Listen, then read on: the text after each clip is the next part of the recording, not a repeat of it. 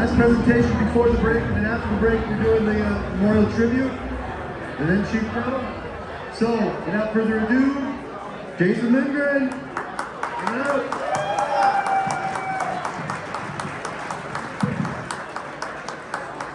Hello, hello. I'm happy to say I have been at every single one of these events, and they seem to be growing, so that is awesome, and it's great to see all of you here. So, I'm doing something a little bit different this year. I think I've done something different every year, come to think of it. I like to keep things interesting. But anyway, I'm going to do the mystery religion. Sometimes this is called the religion of mystery, Babylon. It kind of has different names. But I'm going to go through the symbolism of what a lot of these secret societies use. And you're going to see how all that relates into all the way through to today, actually. And here's the spoiler alert. It kind of comes down to this yellow-orangey thing right there. Wasn't sure if I was going to do this, but I'm going to do it anyway. Are there any Freemasons here who actually want to raise their hand? I can't really see very well though, but if there's any Freemasons in this room, and nothing against you, because my father, actually, who's been passed away for several years now, my father was a 32nd degree Freemason of the Southern Jurisdiction of the Scottish Rite. And I didn't know most of this crap back then. Ironically enough, since he passed away in 2014. But the majority of the secret societies that are around today, until you get up into stupid high tiers that you're pretty much not going to know anything about, but if you're a Freemason, if I had to guess, I'd say 32nd degree and down. It's all about the sky clock, as Crow likes to call it, astronomy, astrology, and it's about the sun. So keep that in mind, that a lot of what you do in your lodges and all that, it all comes back to this. I hate to tell everybody this, they don't really have a lot of great secrets inside.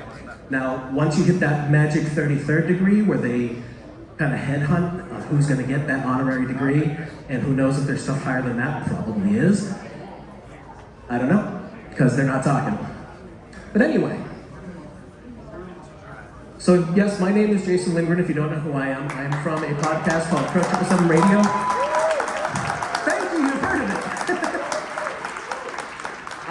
I feel very blessed that this is what I get to do for a living now. It took a few years for the show to build up enough, and that means I can put all my time and energy to bring you the best content that we possibly can come up with. We release 2 shows a week. That's the web address if you're not familiar with us. Please come check us out. The first hour is always free to everybody, so even if you don't want to subscribe, you can still check out the content. Subscribe! Thank you.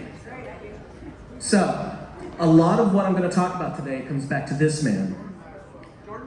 That's not Jordan Maxwell, but I'm going to bring him up as well. This is Bill Cooper. And he was one of the early people I found who really got into this information super heavy.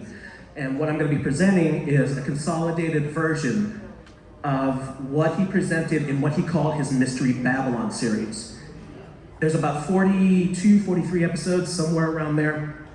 If you want a master's degree on the elite, symbolism, secret societies, all that, listen to the Mystery Babylon series from the beginning to the end. Do not skip around if you decide to do so, because he references things earlier on. This man gave his life for the truth movement, or whatever he considered it. I'm not sure what term he used. I know he considered himself a bearer of the truth, and he was a very blunt guy. He was a very no bullshit guy, as he would say. He used to often call Art Bell Art Bullshit Bell, because that's all he spewed was bullshit. But the big reason I decided to do this and yap about Bill Cooper for a minute is because they're wiping him out of existence. He's been dead since November 6th, I think is the day they murdered him, 2001. Wow. It is now 2023, and if you do searches for him, at least as far as the mainstream, like Google and all that, you will find just a bunch of absolutely horrible articles slamming him for being a crazy conspiracy theorist and didn't know his ass from a hole in the ground. And the exact opposite is the case.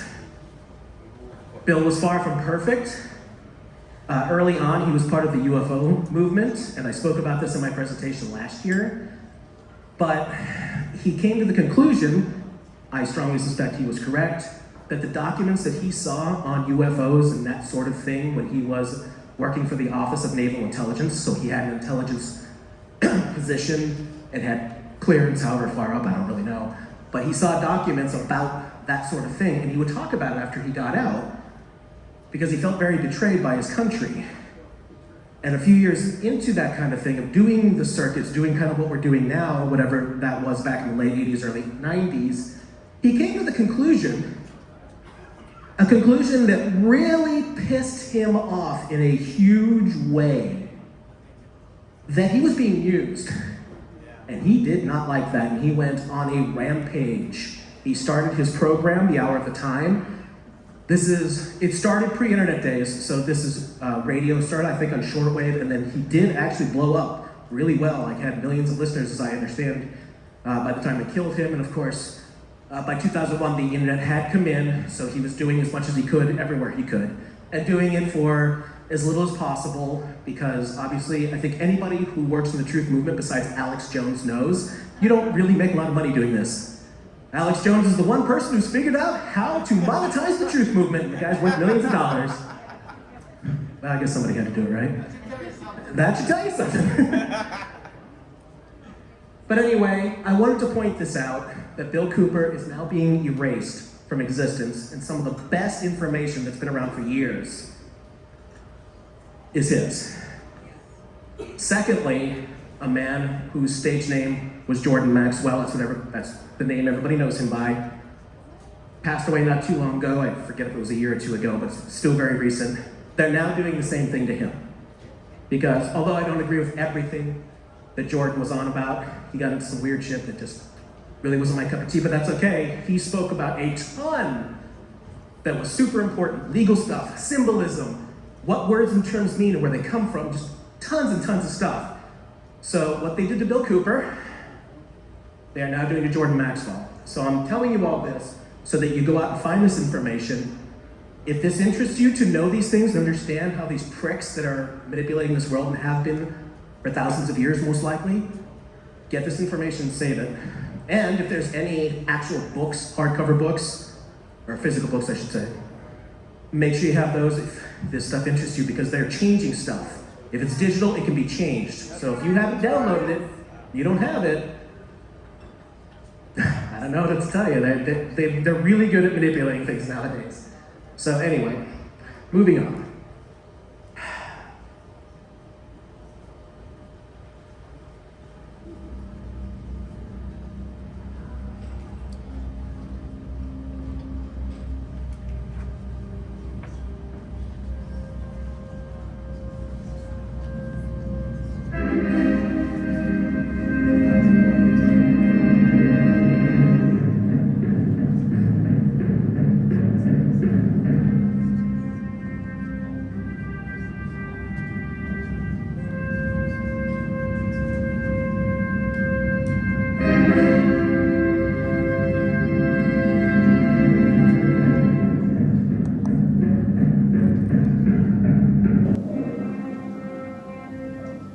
So there's a reason why I'm showing you the beginning of 2001: A Space Odyssey.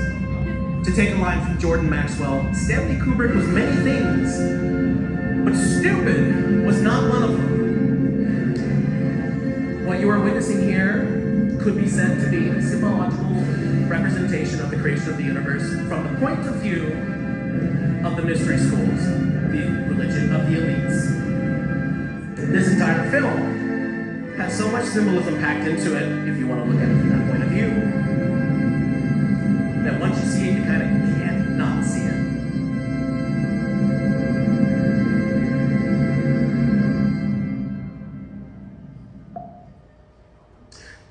So this is a better picture of that opening. 1, 2, 3. I think everybody knows that symbolism and numerology and all that kind of stuff, really, really big with these people. And of course, there's a conjunction. And you're seeing an eclipse and the rising sun. Again, that's your boy right there. The sun is everything. So, if you're not familiar, what is a mystery school? By definition, a mystery school is a body of initiates who have dedicated themselves to preserving, protecting, and perpetuating the mystery teachings. Throughout the ages, the mystery schools have hidden in plain sight.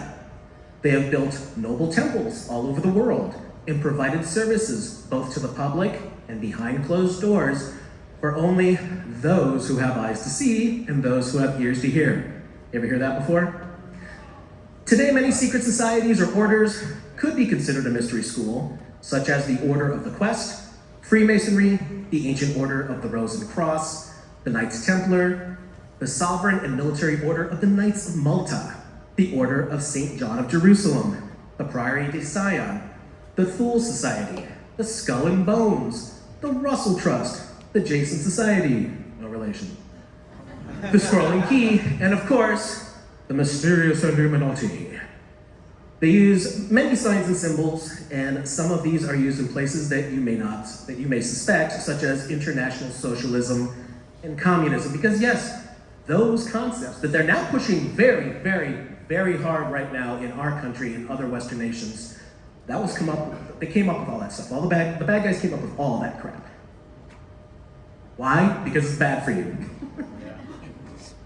Another term that you will hear in reference to the mystery schools is that of Mystery Babylon, which takes its name from Revelation 17:3-6. And this scripture states, "I saw a woman sit upon a scarlet-colored beast, full of names of blasphemy, having 7 heads and 10 horns. And the woman was arrayed in purple and scarlet color, and decked with gold and precious stones and pearls, having a golden cup in her hand, full of abominations and filthiness of her fornication. And upon her forehead was a name written, Mystery, Babylon the Great, the mother of harlots and abominations of the earth. And I saw the woman drunken with the blood of the saints and with the blood of the martyrs of Jesus. And when I saw her, I wondered with great admiration." Moving back in time, the teachings of the mysteries can be considered to begin with mankind before he was mankind. For the adepts of the mystery schools do not seem to believe that man was created as he is by God, especially the Christian God, but that he evolved and was once a lower being, more akin to an animal. This, of course, works with the mainstream theory of evolution, something that would be heavily pushed by those in the outer rings of scientific authority and power. The ape men would have lived in an animalistic state, existing in both fear and bliss, drinking at watering holes and scrounging for food with the other beasts that roam the earth, and living in caves at night, huddling together for what safety they could get by their numbers. The darkness would have been feared by these beings, for the darkness contained the unknown, where death could be around the next branch or bush. Only with the coming of the warm light of the next morning could ape men hope to feel some sense of security. And this is more shots from 2001: A Space Odyssey, and they're showing you, again, from what could be considered their perspective, the elite's perspective, the mystery school's perspective, the dawn of man. And in the movie, it clearly says that, labeled the dawn of man. They love their cute little terms, dawn, sun, haha. 2001: A Space Odyssey has come across as a lot of different things to a lot of different people, especially upon its release in April of 1968. Many considered it an acid flick due to the prevalence of psychedelic culture permeating so much of the mainstream media in the late 1960s. 2001: A Space Odyssey is often said to be one of the greatest films of all time, and its director, Stanley Kubrick, considered to be one of the greatest directors of all time, and with good reason. This film would most definitely influence later directors, most especially somebody you've probably heard of, a dude by the name of George Lucas. This film was a collaborative effort between filmmaker Stanley Kubrick and science fiction and futurist author Arthur C. Clarke. Now, if you've listened to Pro 777 a lot, Arthur C. Clarke is somebody we've mentioned a lot. He predicted what was supposed to be coming technologically all the way back, as far as I know, as early as the 40s, started making predictions about things that were supposed to occur in the decades ahead, and then lo and behold, they did occur, almost like he knew something. There are several significant differences between the novel and the film, but one that has major symbolical meaning is that in the film, the spaceship Discovery is heading to the planet Jupiter. In the novel, although it was originally heading to Jupiter, the mission of the Discovery is redirected to Iapetus, to Saturn, of course. Of course it's Saturn, right? But that was changed, intentionally, it would seem. The ape men would come across an object, a black stone-like slab that in the story's context would be called the monolith. There would end up being several of these in the initial story and many more in the following sequels that were, well, it was one movie and several books. The monoliths are sort of artificially intelligent and self-sufficient independent computer system, with each one being programmed to complete a specific task by the story's mysterious aliens that were called the Firstborn, but that is never mentioned in the film, that is only mentioned in the novel. The first monolith that we see unleashes a generative force when one of the ape men touches its surface, which causes an evolutionary process of sorts to occur to this being, and the ape man is now capable of using tools that he uses to commit violence, and forever changing the path of humanity. It could be said that with the advent of this knowledge, man fell from grace before he even was man as we know it now. This first ape man could be called the first priest of the mystery religion, because he was illumined, he was enlightened. The monolith could be said to be a symbolical reference to the Egyptian obelisk, which normally represents the penis of Osiris. As a result of the intervention of the monolith, early humans did not die off from the starvation and constant life-threatening situations which they had been struggling with every day, and that is shown in the film in case you haven't seen it. This story then goes on to show humanity in the far future, making their way off of the Earth and slowly journeying out into the solar system. And here we go. Here is our very Egyptian-esque obelisk. The black cube of Saturn-ish, kind of, sort of. So what does this have to do with the mystery schools? Well, I'm yapping on about a film. The adepts of the mystery schools may have seen this film and come away with a very different interpretation than the surface narrative. They might say that this film demonstrates the story of the entire human race according to the history of the mystery religions. Everything in the film would be a symbol for something else. The film opens with the sun eclipsed, then rising from behind the moon, a new day dawning. An astronomical alignment is shown of the sun, the earth, and the moon, and this is triune symbolism. This could be said to signify the creation of the universe and of the world. The film labels the next scene as the dawn of man, and the world to be a pretty barren place. Time is implied to be passing, perhaps even ages. The sun is shown sinking deeper into the afternoon, and we see the emergence of animal life in the form of birds and animals. We are then shown primitive man in the form of an ape, mingling amongst the animals, neither harming the other, and they are living in a state of innocence together. You see man only eating plants and roots. You are shown that even when the animals and early man were in competition for what little food that there was, no one was injured or getting hurt, but there was a display of waving arms with yelling and grunting until one or the other moved away. The significance of this could be said to be the age of innocence, when man lived in the Garden of Eden, if you will. As the sun progressed along toward the west, we see man begin to retreat into the womb, or the cave, and is shown to be evolving to the point where he could think. Then, toward the next dawn, you hear the humming of bees, many, many bees. The beehive, as well as bees themselves, is a prominent symbol in the mystery schools. It signifies societal cohesion and industry. Industry meaning working together in a societal form. As the sun began to rise in the east, signifying the dawn of the new man, the audience beheld an obelisk, a monolith in front of the cave or the womb from which the apes emerged, and it appeared that the humming of the bees was emanating from this block of stone. You then see the apes milling about in great excitement, one encouraging another, signifying Adam and Eve. The one encouraging was the symbol of Eve, the one being encouraged was Adam, until he actually reached out and touched the face of the stone. The monolith is shown from the ground up, with the rising sun above it and a crescent moon above, all in a perfect line. Once again, an astronomical alignment.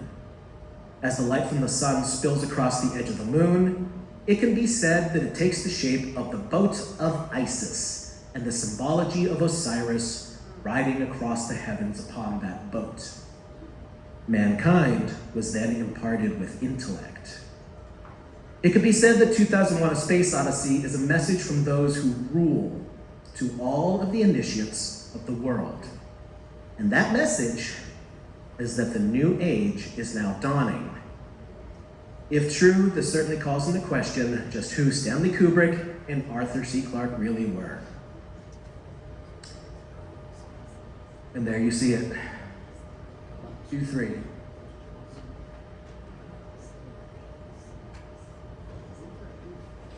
It is significant to consider that man willingly built the computer HAL, the computer system which had an artificial intelligence that was capable of communicating with the astronauts in the story, but they had forgotten to build a switch into the machine where HAL could be turned off at will. Oops. The results in the story, because of this misstep, are of course quite disastrous. HAL could also be seen as a symbol for many of the horrors that mankind has created and unleashed upon the world. This is also another good time to point out that the military-industrial complex is almost certainly many years ahead, technologically speaking, than anything we might see and be able to use in our daily lives, as nifty as such toys can be. That's the Eye of HAL. It is also one of the oldest symbols that mankind has ever had. It's a symbol for the sun. This one being the most basic, the dot center. There's also a cymatic pattern that'll make that symbol, by the way, but I'm blanking on what the hertz was. I don't know if it was 528, but these things are significant, ladies and gentlemen, and I'm sure you recognize at least most of them, right? To finish off with the film, we see another astronomical conjunction along with the monolith. Dave Bowman, the remaining astronaut, enters the monolith, which is a stargate left by the ancient aliens, and he ends up in a place where he sees aspects of his life. The monolith then appears for the last time, and Dave Bowman becomes an evolved being, a fetus enclosed in light, the new man who returns to Earth. The overall message that can be taken away from the film is this: the new man will go into the future, and the rest of us, the profane, as they see us, will perish. We, meaning the profane, the unwashed masses, will not be allowed into the future. If we are, it will probably be as slave labor until we were no longer useful, and then we will simply be exterminated. The message to the vast army of initiates, the mystery schools, is that we are on the threshold of the new age, and into this new age will march only one kind of man. It is the new man, the illumined man, the man that is able to make the evolutionary jump to no more war, no more rape, no more pillage, to the level in the mystery schools known as 666. It is the number of a man. It is the illumined man to the mystery schools. For Christians, it could be called the symbol, the mark of the beast, the indication that the Antichrist has arrived, and the beginning of the time predicted in the book of Revelation known as the tribulation. And there you see the conjunction once again. They love their cute symbols.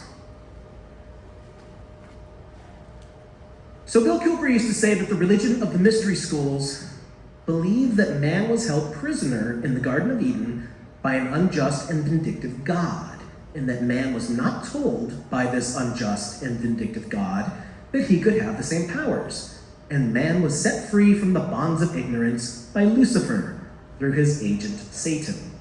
And many believe that the two are the same, and that's okay because maybe they are. And that through the gift of intellect, that man himself will become God. And you see this over and over and over in today's world. If Bill had lived, I'm sure he'd be pointing it out with the transhumanism crap that they're pushing everywhere. But it's for them and not for us. Transhumanism and the transhumanists, if you just listen to what they say, they'll tell you what's on their mind. Some of them will say, we're doing this, and if you get in our way, that's it. The future, they think, is theirs, and theirs alone.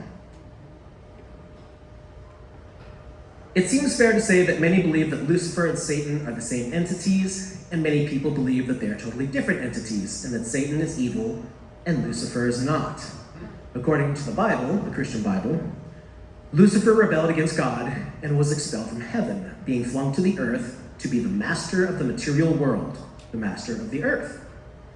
If Lucifer is actually Satan, it is not openly stated how this transformation would have taken place. Either way, ancient man seems to have witnessed something that was described in oral history and writings, and it could possibly be called the first UFO sighting in the history of the world. Isaiah 14:12 says, "How art thou fallen from heaven, O Lucifer, son of the morning star?" Lucifer was called the son of the morning star, and he was also called the morning star. There's a great mystery here because Christ also called himself the morning star. It has been suggested that those initiates in the mystery schools view Christ and Lucifer as the same being, and obviously this is not what Christians believe. It can be said that ancient man's greatest enemy, to be constantly feared, was the darkness of night, with all the unknown dangers that came with it. Simply stated, man's first enemy was darkness. Understanding this, one can easily see why the greatest and most trustworthy friend that the human race could ever have at that time was, by far, heaven's greatest gift to the world, that glorious rising orb of day that we call the sun. And this was the beginning of the battle between light and darkness. It was man's first understanding of the birth, the death, and the rebirth of a deity. For the sun rose, or was born in the morning, traveled across the heavens where it reached its most powerful point called the zenith, which can help explain why so many things occur at noon or near noon. And then, signifying old age and the end of its life, the sun sank into the west and then died. Man would then be subjected to the dangers of the long cold of the night until the sun, which could be thought of as a god, was reborn the next morning. Man would have noticed the moon as well, which rose, lived a different life than the sun, and then set and died, also being reborn again. The sun, because of its brilliance, however, became the master or the greatest deity, and the moon took on the feminine aspect because the moon reflected the light of her master. Now, there are some traditions, some mythological traditions, where the masculine and feminine are reversed with the moon and the sun, but I'm focusing on what these folks seem to think. Every, or at least nearly every ancient culture and nation on the earth seems to have used the sun as the most logically appropriate symbol to represent the glory of the unseen creator of the heavens. The sun was not necessarily God himself, but a representation of God. The Old Testament, Psalms 19, verse 1 states, "The heavens are declaring the glory of God," as well as Malachi chapter 4, verse 2, "The Sun of Righteousness will arise." The ancient peoples reasoned that no one on earth could ever lay claim of ownership to the great orb of day. That means it must belong to the unseen creator of the universe. Figuratively speaking, it is not man's sun, but God's sun. Truly, it can be said that God's sun, or sun, S-U-N or S-O-N, was the light of the world. Since energy from the sun gives us life, and we sustain our very existence by taking energy in from our food that comes directly from God's sun, The sun must give up its life-supporting energy so that we may continue to live. God's Son gives us his life for us to live. Now, I'm going to pause a moment because I want to say that this is not my religious points of view. This is probably not any of your religious points of view, unless you're just open to whatever, which is cool too. But this seems to be just history, and that's what I'm talking about here, is that these are just things that have been pulled from history, but it's also what the bad guys seem to think. It can be said that the mystery schools believe that Christianity is a perversion of the mysteries. And I'm not here to attack anyone's religion either, by the way, let me say. If you're a Christian, that's no problem at all. While it's plainly true that our life came from and was sustained each day by our Savior, God's Son, it was and would be true only as long as the sun would return each morning, and our hope of salvation would be secure only in a risen Savior. For if he did not rise from his grave of darkness, all would be lost. All the world waited for his imminent return each morning. The Father would never leave us at the mercy of this world of darkness. The heavenly promise was surely that he would come again to light our path and save those lost in the darkness. Logically, even if man himself died, as long as the sun comes up each day, life on earth will continue forever, or near it forever. Therefore, it was said in the ancient texts that everlasting life was the gift the Father gives through his Son. For God so loved the world that he gave his only begotten Son, that we may have life everlasting on earth. This did not necessarily mean for the individual, but in for everlasting life on the earth. That seems to be the interpretation of the mystery schools and why they might think that Christianity is a perversion of the mystery teachings. To continue on, it could be said that since evil and harm lurked at every turn in the fearful dark of night, all evil or harmful deeds were the works of darkness, and with the return of the sun each morning, man felt more secure in his world and was at peace. Therefore, God's Son was, with his warm rays of hope, the great Prince of Peace. But the reverse was equally true. The evil of night was ruled over by none other than the Prince of Darkness. Hence, evil is of the dark, or of the devil. It was only a short step to see that the light of God's Son equated with righteousness and truth, and evil with darkness. From then on, it was simple to understand that light was good and dark was bad. And the priests of the ancient mystery religion always follow the light. Right, Freemasons? They always look toward the east, and they consider themselves to be illumined. That being true, then the great orb of day, God's Son, could rightly say of itself that I am the light and the truth. We should all give thanks to the Father for sending us his Son. The peace and tranquility he brings to our life is even called solace. Some argue that solace comes from the word solar, which of course means sun. However, when I looked that up, I had also seen it argued that that is not the case, so that one's open to interpretation. And now we come to Egypt. More than 3,000 years or so before Christianity began, but who can be really sure with dates? The early morning, the Son, the Savior, was pictured in Egypt as the newborn babe. The infant Savior's name was Horus. The early morning sun, or newborn babe, was pictured in two ways: the dove, known as the bringer of peace, and the hawk, the god of war, who punishes the enemies of God. These two terms, doves and hawks, are still used into the modern era, showing how powerful this hidden religion actually is. At daybreak, this wonderful newborn child is born again. Hallelujah. Horus is risen. Even today, when the sun comes up, we see it on the Horus risen, or horizon. His life was also divided into 12 parts, or 12 Horuses, or hours. This is also represented in the 12 signs of the zodiac. 12 is quite an important number, But now what about the evil brother of God's son, the Prince of Darkness?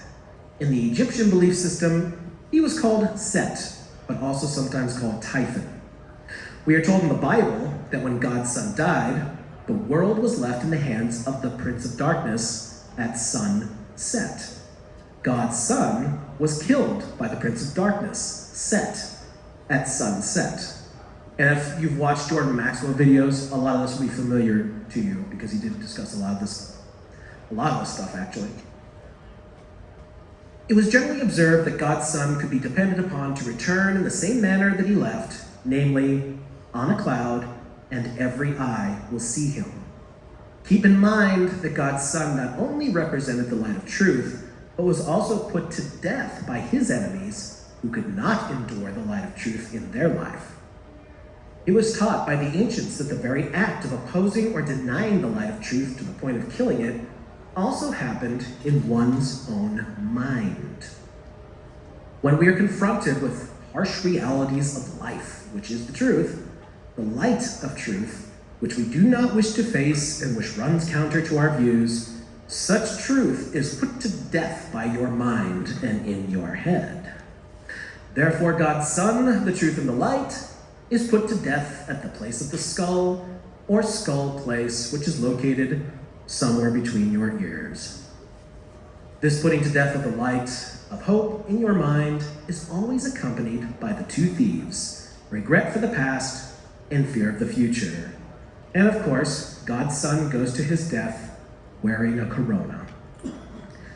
Corona from the Latin translates to crown, crown of thorns.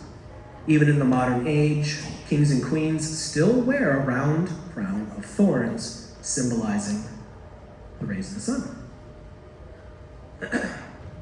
It seems that as far back as we can go into the ancient world, we find that all known cultures had a three-in-one or a triune God, a trinity. The very first trinity was simply the three stages of life of the sun: newborn at dawn, mature or full-grown in its full power at noon, and old and dying at the end of the day, going back to the Father. All three were one divinity. The Trinity is not a mystery. The Egyptians knew that the sun was at its highest point in the sky, or high noon, when no shadow was cast by the pyramid. At that point, all Egypt offered prayers to the Most High God. As stated before to the ancients, the sky was the abode or heavenly temple of the Most High. Therefore, God's Son was doing his heavenly Father's work in the temple at noon. The world of ancient man kept track of times and seasons by the movement of the sun, daily, monthly, and yearly. For this, the sundial was devised. Not only was the daily movement of the sun tracked on the round dial, but the whole year was charted on a round calendar dial. Some examples of this include ancient Mexican, Mayan, Inca, Aztec, Sumerian, Babylonian, Assyrian, Egyptian, Celtic, Aryan, on and on and on. You can see how important this was. With this method, certain new concepts emerged in the mind of ancient man. Since the Earth experienced 4 different seasons, all the same and equal in time each year, the round calendar was divided into 4 equal parts. This represented the complete story of the life of God's Son. This is also why we only have 4 Gospels in the Bible. This is also why there are claims that the famous painting of the Last Supper pictures the 12 followers or houses of the sun in 4 groups of 3, which are the seasons, with the sun in the center alone. On the round surface of the yearly calendar, you draw a straight line directly across the middle, cutting the circle in half. One end being the point of the winter solstice, the other end being the point of the summer solstice. Then draw another straight line, crossing the first one. One end of the new line is the spring equinox, the other end is the autumn equinox. This gives you the starting points for each of the 4 seasons. This is referred to by all major encyclopedias and reference works, both ancient and modern, as the cross of the zodiac. Thus, the life of God's Son is on the cross. This is why you will see the round circle of the sun on the crosses of Christian churches. On December 22nd, the sun going south reaches the lowest point in the sky, which is our winter solstice in the northern hemisphere. At that lowest point, the sun stops moving on the sundial for 3 days, December 22nd, December 23rd, and December 24th, in the southern constellation known as the Southern Cross. Hence our Savior, who was dead for 3 days, had died on the cross. The Southern Cross constellation, that is. This is the only time of the year, generally speaking, that the sun actually stops its movement in the sky. On the morning of December 25th, the sun begins its annual journey back to us in the northern hemisphere, bringing, of course, our spring. Therefore, on December 25th, the sun is born again. And to this day, his worshippers celebrate his birthday that we call Christmas. Now let's take a look at the significance of the recurring number 12 in the Bible. First, 13 is said to be unlucky for humans. It is a heavenly number and represents the sun, the 12, the sun plus the 12, which equals 13. Or you could say that Christ plus the 12 disciples equals 13. It's unlucky for a different reason as well, which relates to the Knights Templar, but we don't need to go into that right now. In the Bible, you will also find many combinations of the number 7. In the mystery religion, that represents the 7 stars of the Pleiades. And right here, that's a Freemasonic work showing some of that symbolism. Here are a few examples of the use of the number 12 in the Bible. The 12 months of the year, the 12 apostles of the sun, the 12 tribes of Israel, the 12 brothers of Joseph, the 12 judges of Israel, the 12 great patriarchs, the 12 Old Testament prophets, the 12 kings of Israel, the 12 princes of Israel, and God's Son in temple at 12. All of these examples and countless more can be said to be derived directly from the ancient world's fascination with the 12 signs of the zodiac. So the year was divided into 12 equal parts, or months, and to each was appointed a heavenly symbol or astrological sign. Each of these signs made up one season in the world of the heavens, thus divided into 4 separate seasons. Each of the 12 monthly signs were called houses of the heavenly zodiac. The astronomers of Babylon divided the sky into 12 houses. They did this to account for the fact that the planets were not always exactly in the ecliptic, but appeared to wander a certain number of degrees either side of it. Therefore, they had to assume that each sign of the zodiac extended its influence through a fixed portion of the sky, which they thought of as a house, to which a planet could return when it completed one of its journeys about the sun. The great god of the day had its house in Leo, which could also be called Leo, the Lion of Judah, where he ruled at the head of his splendor. The moon ruled in Cancer, at the right hand of the sun. The other planets were given 2 houses, one for day and one for night, and since the zodiac divided the sky into 12 equal portions, each of these houses were also equal, comprising 30 degrees, 1/12 of the 360-degree circle. The age that we are said to be currently leaving at this point in time is the age of Pisces. According to the mystery religions, we are entering into the age of Aquarius sometime soon in the future. To them, this has great meaning, for it means the dawn of the new age, the age of the illumined man. The number of the man is 666 in the mystery religions. Outside of the mystery religions, there has been much debate and speculation about when the actual date of the age of Aquarius is supposed to begin. And again, if you're Crow 777 listeners, Crow and I have discussed this numerous times, and we really don't know exactly when Pisces is supposed to end, or what did end, and Aquarius has begun. But these things are significant because every time you go back and look at an age change, major religions shifted with it. We have common expressions when someone dies. We say things like, they passed on, or they passed away. The ancients said they passed over, meaning from one life to another. Over what might they be crossing? According to some sources, they crossed over the river. And so it was with the coming of spring, as God's Son is resurrected from the death of winter to his new life in spring. Christians celebrate the resurrection with a sunrise service during a holiday called Easter. The Jews, who seem to know aspects of this ancient religion from their time in captivity in Babylon, celebrate the same with their holiday called Passover. Passover. Cute, huh? With this knowledge, we now add the fact that the first deacon of the astrological sign of Virgo is Coma, or the desired one of the nations. This was pictured by the ancient astrologers as a virgin girl holding a newborn babe, hence our Madonna and Child motif. So in the spring, or Virgo, God's Son is born of a virgin. Incidentally, the astrological symbol for Virgo is the letter M, or Marie, which means pure, hence M-Ari, Mary, the pure virgin. Through many cultures, you will find other representations by other names of the Virgin Mother with the child. Isis with the child Horus, born of a magical intercourse when Isis changes into a bird and flutters over the dead Osiris. Osiris representing the sun, Isis representing the moon. 1 Peter chapter 5, verse 4 says that God's Son is the chief shepherd. The word chief is very important because in 1 Peter chapter 2, verse 6, and again in Ephesians chapter 2, verse 20, God's Son is called the chief cornerstone. In the mystery schools, we find that the word in Greek for chief cornerstone simply meant the peak of a pyramid, called a pyramidion. You will find in Freemasonry the ceremony of laying a cornerstone for every building that is built.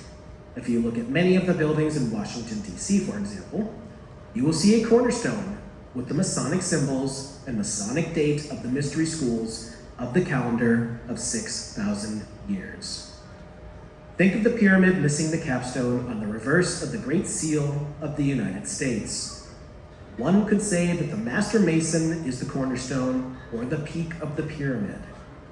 The Great Pyramid near Mexico City is called the Pyramid of the Sun, and the Great Pyramid of Egypt was dedicated to Horus, the sun. A picture of this can be seen on the back of any $1 bill. Above the pyramid is the eye, the sun, the eye of Horus, or the Son of God. The New Testament tells us that on 3 different occasions, God's Son was taught by and learned all things from the Father. He was the pupil. We are told in Matthew chapter 14, verse 17 and 19, that God's Son tends to his people's needs with 2 fishes. The 2 fishes, of course, are the astrological sign for Pisces. We have had for around 2,000 years or so, God's Son ruling in his kingdom, or in the sign of Pisces, the 2 fishes. It is suggested that after the year 2010, the Son will enter into his new sign, or his new kingdom, as it was called by the ancients.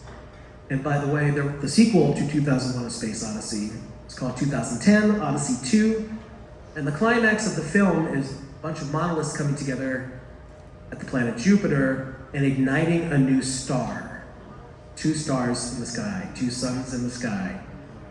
However, what the film doesn't tell you, but what is in the book, is that the name of that new sun is Lucifer.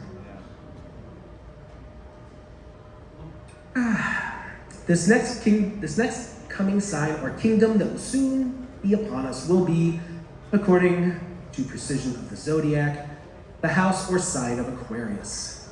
We read in Luke chapter 22, verse 10, "And he said unto them, Behold, when ye are entered into the city, there shall a man meet you, bearing a pitcher of water. Follow him into the house where he entereth in." From this, we can understand why God's Son states that he and his followers at the last Passover are to go into the house of the man with the water pitcher. In the coming millennium, God's Son will bring us into his new kingdom, or the house of Aquarius, who is the man with the water pitcher. Many followers of modern-day Christianity say that we are living in the last days. This teaching is in part based on the idea expressed in Matthew chapter 28, verse 20 of the King James Bible, where God's Son says, "I will be with you, even to the end of the world." End of the world, however, is only one translation. Others, for example, the New International Version, say something more like this. And surely I am with you always, to the very end of the age. Well, that's a bit different, isn't it? So one could say that we are in the last days of the old age of Pisces, and soon God's Son will come again into his new kingdom, or new age, the new age of Aquarius.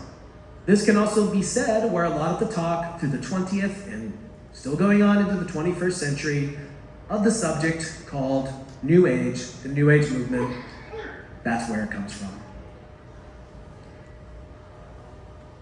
The sun enters each heavenly sign or house of the zodiac in what is called the 30th degree and leaves at the 33rd degree. Thus, God's Son is said by the ancients to begin his ministry at the age of 30 and dies at 33.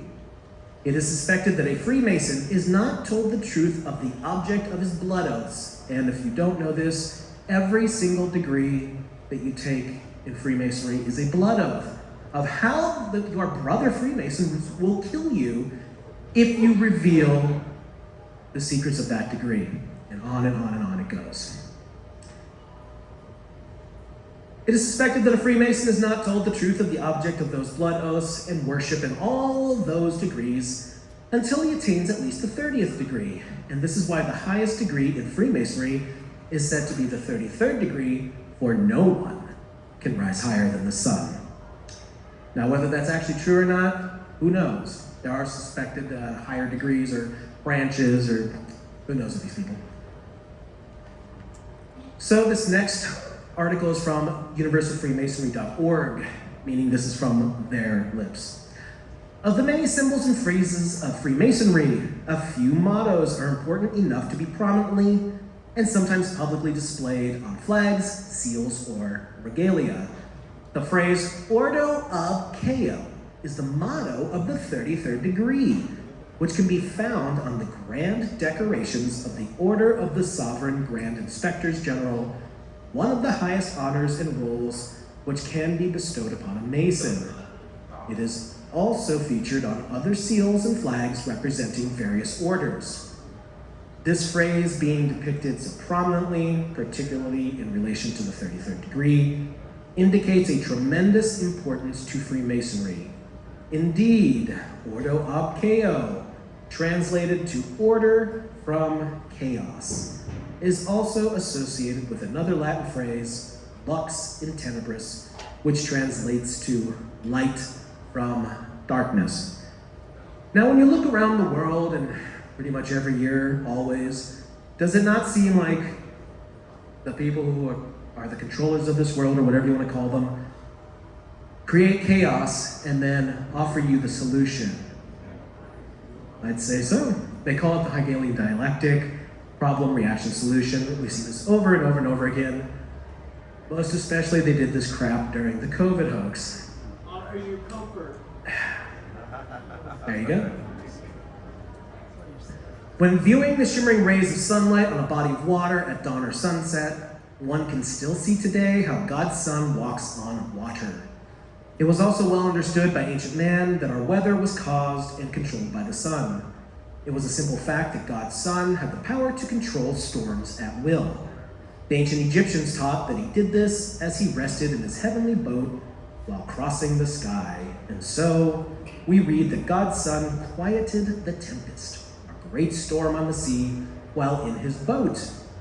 And as we referenced earlier, which boat could that be? The boat of Isis.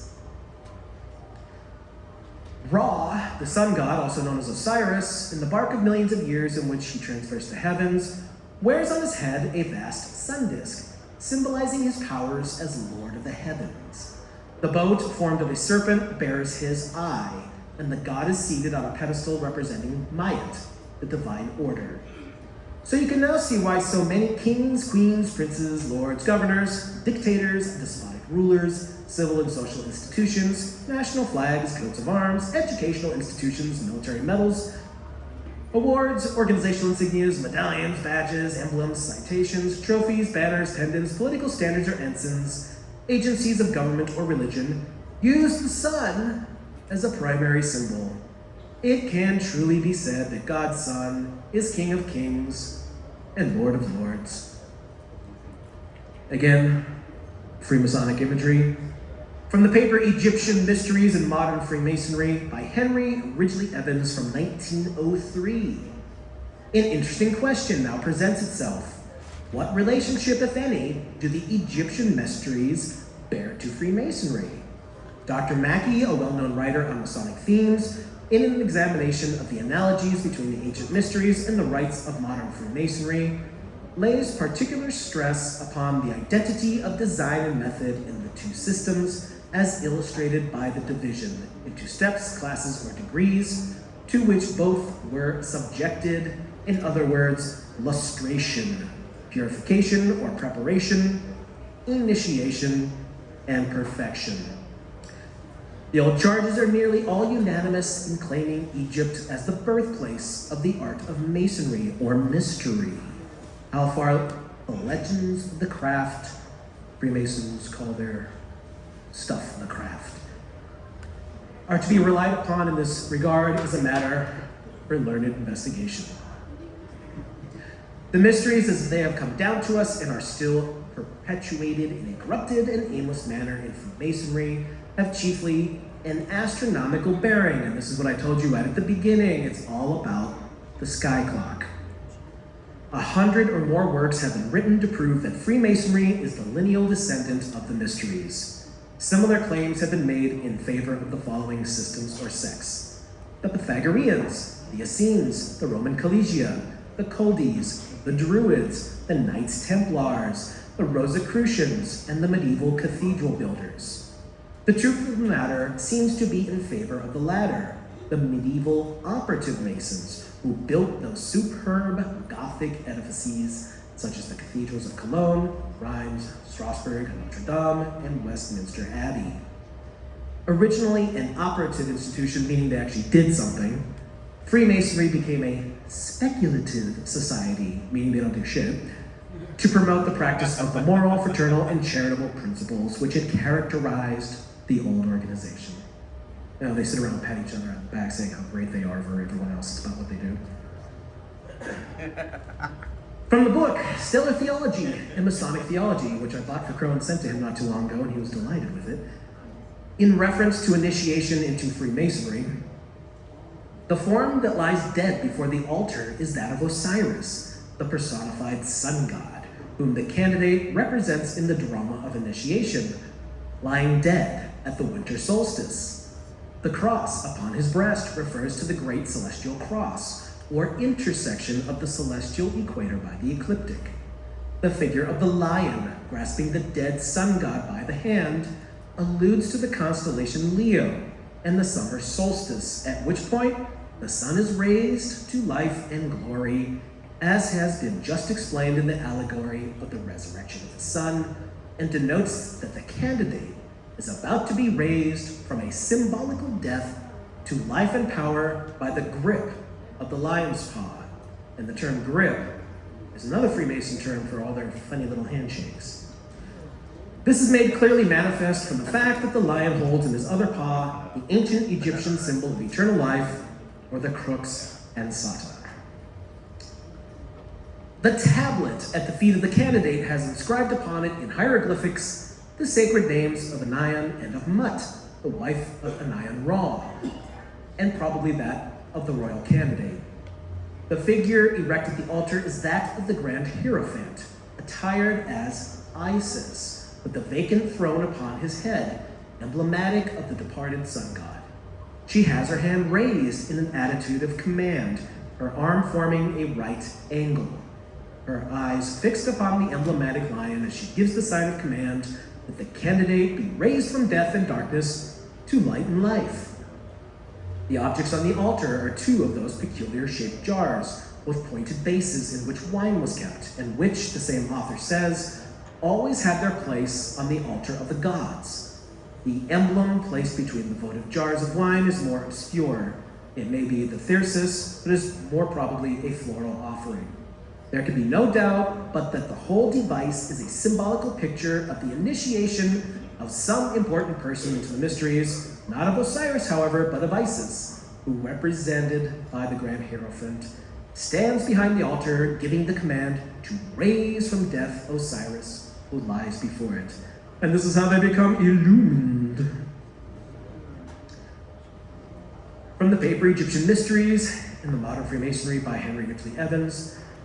Though in all parts of our ritual, from the threshold to the altar to the penetralia, as in the ancient mysteries from which Freemasonry has descended, the profoundest truths of science and true religion are taught and illustrated by astronomical allegories, yet nowhere do we find, even in its most ancient proportions, any prayers, invocations, or adorations addressed to the heavenly bodies themselves.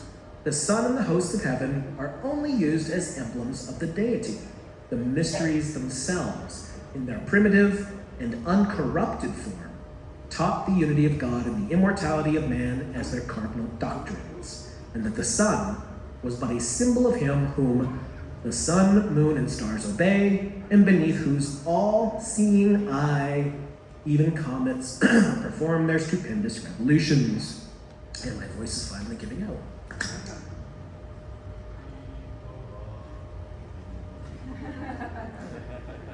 All Freemasons, even if you don't recognize all of them, I'm sure you recognize a lot of them.